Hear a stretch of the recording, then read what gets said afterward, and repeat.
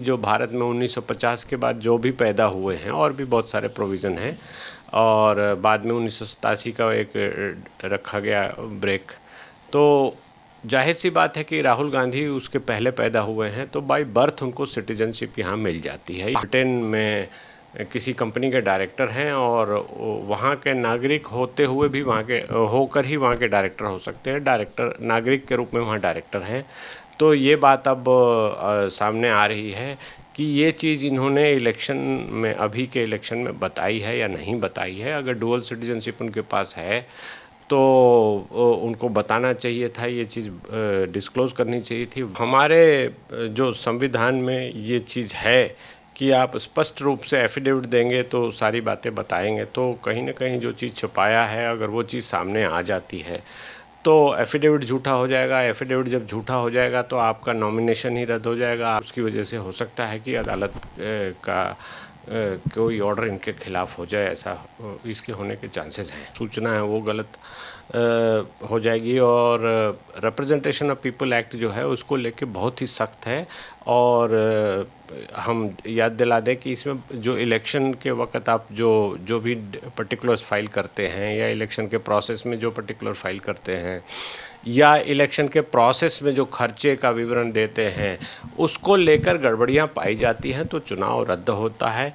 आपको मैं याद दिलाऊंगा कि इनकी जो दादी थी स्वर्गीय इंदिरा गांधी जी, वो प्रधानमंत्री थी और उनके ऊपर भी ये चार्ज लगे थे और वो पाया भी गया था, सिद्ध भी हो गया था। उसके बाद उनका जो इलाहाबाद से इलेक्शन था वो रद्द भी कर दिया गया था। उमेश सर, जिस तरीके से राहुल गांधी एक तरफ तो रायबरेली और वायनाड से चुनाव जीत चुके हैं, पर वहीं दूसरी तरफ अब उनकी लोकसभा सदस्यता को लेकर लगातार सवाल उठ रहे हैं। जिस तरीके से याचिका दर्ज हो चुकी है राहुल गांधी की नागरिकता को लेकर, हम इस पूरे मामले पर पहले भी आपसे बात कर चुके हैं, चाहे फिर राहुल गांधी की नागरिकता का सवाल हो या उनके पास पासपोर्ट्स का। तो ये जो याचिका दायर की गई है, इस पूरे मामले को कैसे देखते हैं आप? देखिए, इसमें तो ये चीज़ अब सामने आ रही है कि उन्होंने वो छुपाया है अपने इलेक्शन डिटेल्स में। जो बात थी वो छुपाई है कि वो ब्रिटिश नागरिक हैं, ये बताया नहीं है उन्होंने। और इस कारण ये पीआईएल डाली गई है कि वो ब्रिटिश नागरिक हैं। और उन्होंने कोई इनकम टैक्स रिटर्न कभी फाइल किया था काफ़ी पहले, तो वो रिटर्न की कॉपी लगाई गई है कि उसके हिसाब से वो वहाँ के डायरेक्टर है। और वो कह रहे हैं कि मैं यहाँ का सिटीजन हूँ, इसीलिए मैं यहाँ का डायरेक्टर हूँ, ब्रिटेन का, ऐसा बताया गया है। तो इस ग्राउंड पे तो सीधी सी बात है कि अगर कंसील किया है और अगर आप इंडियन सिटीज़न नहीं हैं, हालांकि ऐसा नहीं होगा इनके केस में, इंडियन सिटीज़न तो ये बाई बर्थ हैं, तो जन्म के कारण ही इनको नागरिकता मिल गई होगी, ऐसा है। इनका पासपोर्ट भी होगा। पर ये चीज़ें अभी कानूनी रूप से सुनवाई में आएंगी। हाई कोर्ट में गहरे से डिवीज़न बेंच के सामने सुनवाई हो रही है, तो वहाँ पर गहरे से इस चीज़ को देखा जाएगा क्या कानून है, क्या हमारा संविधान का जो प्रावधान है, रिप्रेजेंटेशन ऑफ पीपल एक्ट है, उसमें अमेंडमेंट्स हैं, उसमें उसको देखते हुए, उसको मद्देनज़र रखते हुए, और क्या एफिडेविट इन्होंने फ़ाइल किया है, क्या डिक्लेरेशन फ़ाइल किया है, वो सारी चीज़ों को देखते हुए ही कोई फ़ैसला इस पर लिया जाएगा।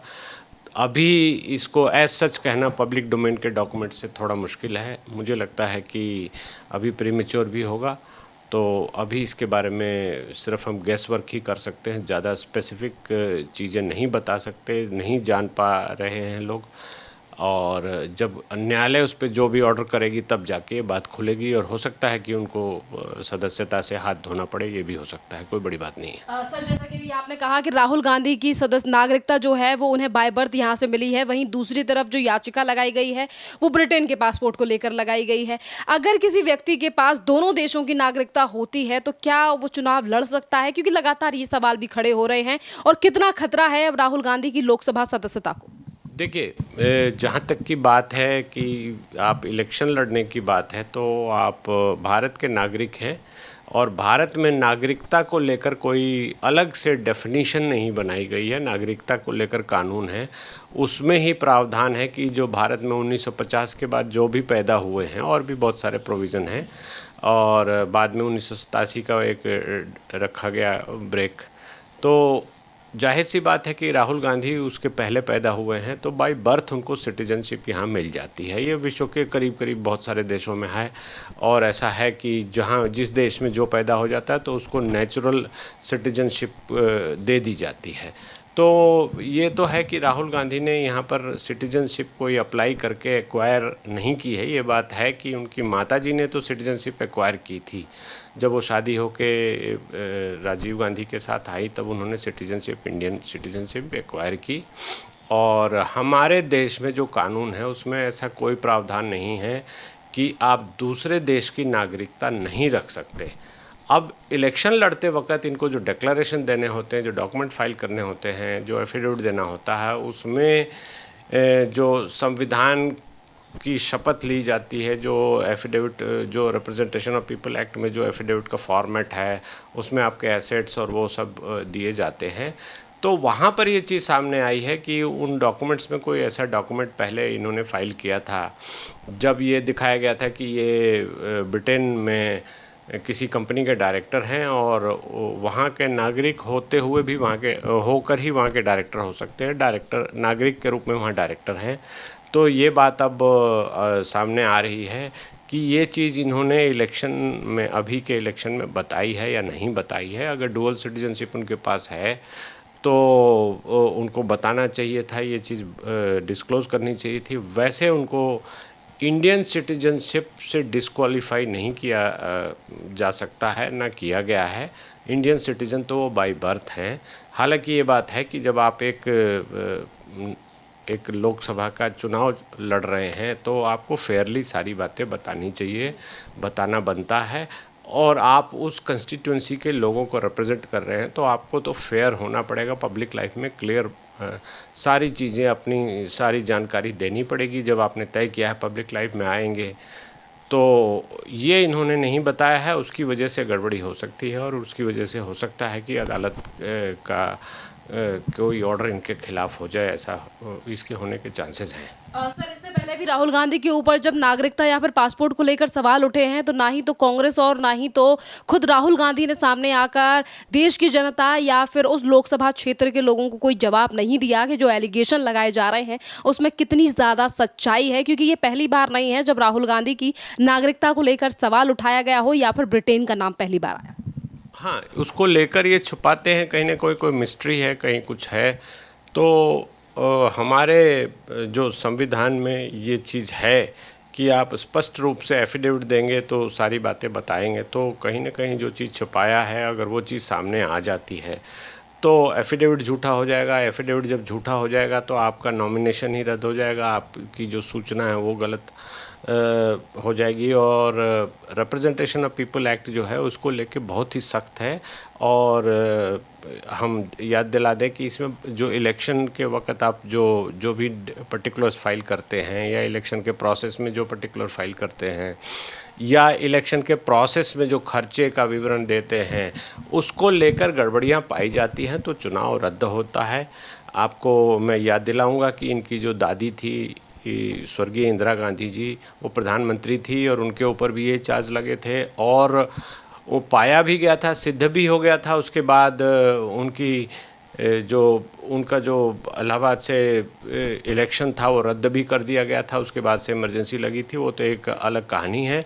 लेकिन अगर आप किसी तरह की पब्लिक रिप्रेजेंटेटिव होते हुए आप किसी तरह के गड़बड़ी करते हैं या इलेक्शन के प्रोसेस में आप जानकारी छुपाते हैं तो वो चीज़ आपके लिए डेडली हो सकती है, आपकी मेंबरशिप के लिए डेडली हो सकती है। आपका कैंसिल भी किया जा सकता है, आपको डिबार भी किया जा सकता है और बहुत सारी इसमें बातें हैं। अगर आपका एफिडेविट झूठा पाया गया तो आपके खिलाफ क्रिमिनल कार्रवाई हो सकती है, कानूनी कार्रवाई हो सकती है जिसमें आपको जेल तक जाने की नौबत आ सकती है। तो पब्लिक लाइफ की प्योरिटी मेंटेन करने के लिए ऐसा प्रावधान किया गया और जब भी ऐसा हुआ है तो लोगों के खिलाफ कोर्ट, जो भी इलेक्टेड रिप्रेजेंटेटिव होते हैं उनके खिलाफ कोर्ट बहुत ही सख्ताई से पेश आती है और बहुत सारा केस लॉ है इससे रिलेटेड।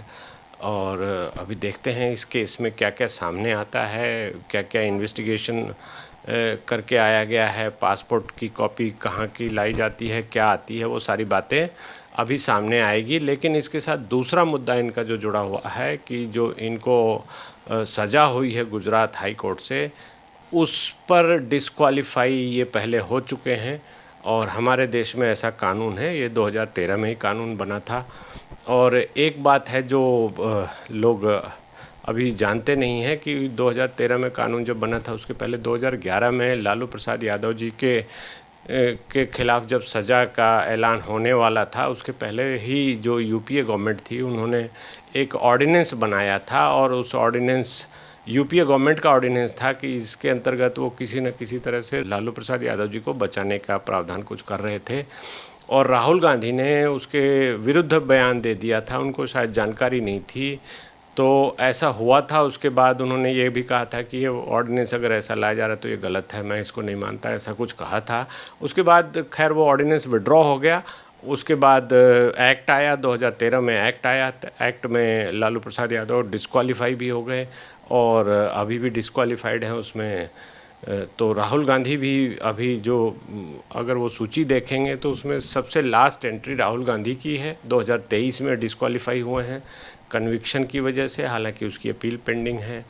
अब अपील में उनको परमिशन दी गई। इस बार के चुनाव में भी बहुत सारे ऐसे लोगों को भी परमिशन दी गई है जिनका ऐसा कोई विवाद था, कोर्ट से जाकर परमिशन ली है उन्होंने। अब ये हमारे यहाँ कानून बन गया है तो ये चीज़ें अब बहुत साफ और खुलकर सामने आ रही हैं। तो अभी देखते हैं कि इसमें क्या क्या होगा।